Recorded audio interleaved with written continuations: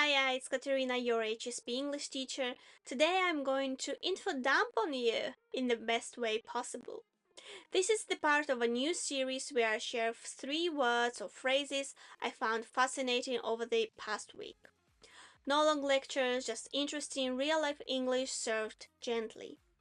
Hear how this works. So I will introduce each phrase with its simple meaning, then give you a natural example sentence you might actually hear or say. I will also share a quick tip to help you use this phrase like a native and a little caution about when not to use it.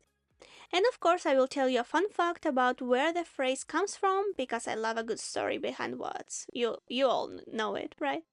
So grab a tea, get cozy, and let's get into it. Okay, so let's learn the first phrase. And I was actually serious about the tea. So the first one is jack of all trades, meaning a person who has many different skills or can do many types of work. Example, she's a jack of all trades. She paints, designs websites, bakes, and even fixes her own car. Be careful, this phrase is sometimes used negatively if someone is seen as lacking depth or expertise. You might hear, jack of all trades, master of none. Tip here, use it positively when you admire someone's versatility, but if you want to highlight deep skills as well, you can say, she's a jack of all trades and a master of some. So the origin story, this phrase dates back to the 14th century. Originally, jack was a common name used to refer to any man or worker. It evolved in the 18th century to describe someone with many abilities. The full saying is often misunderstood, and it actually continues, jack of all trades, master of none, but oftentimes better than master of one. So it used to be a compliment. You should use it. So second phrase is whip up, meaning to prepare or create something quickly and easily, often with enthusiasm. Example, he whipped up a delicious curry in just 15 minutes. Be careful, this phrase is casual and often used with food, but can also be used with emotions. For example, the speech whipped up a lot of anger. This can have a negative tone depending on context, so especially if we are talking about emotions.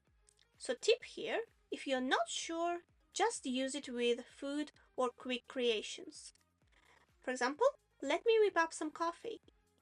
So the origin story, this phrase dates back to the 1600s.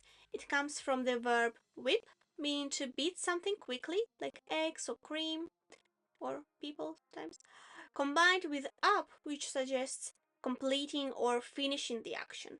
So together, whip up originally described quickly beating ingredients to prepare food. You should use it. Are you finishing your tea? Because this is the last one.